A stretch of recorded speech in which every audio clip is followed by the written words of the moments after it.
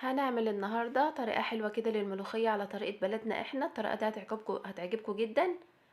هنبدأ على طول الوصفة. هنجيب معانا هنا طماطم ومعاها بصلة كبيرة او بصلتين صغيرين زي ما انا عاملة كده، وهنضربهم في الخلاط ونسيبهم على جنب. هنيجي هنا هنجيب الطاسة بتاعتنا، نحط شوية زيت حلوين، هنحط عليهم معلقة توم مفروم كبيرة. التومة دي حط عليها دقها كده بالملح، واول ما لونها كده يصفر معانا هننزل بالطماطم اللي احنا ضربينها في الخلاط مع البصل، وممكن تحطي معاها في الخلاط فلفل اخضر بيدي طعم حلو. وهننزل كمان بشوية مية صغيرة عيار كده للملوخية بتاعنا، وممكن تبدلي المية بشوربة. هننزل بقى بالبهارات والملح، بهارات مشكلة وملح، ونسيبهم يتسبكوا. هننزل بقى هنا بالملوخية بتاعتنا، وهنقلبها تقليبه يا دوب غلوه بسيطه كده على النار، ونطفي عليها وما نغطيهاش، لان طبعا الملوخيه ما بيتغطاش عليها عشان ما تسقطش يعني.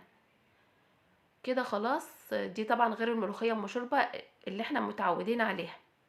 هتجربوها هتعجبكم، هتبقى احلى طبق ملوخيه هتعملوه. التومه بقى طبعا بتاعتنا هنكتر توم هنا لحد ما ياخد اللون ده، وننزل عليه بمعلقه من الكزبره.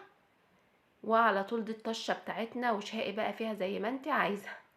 لو الوصفة عجبتكم لايك وشير، واشوفكم على ألف خير.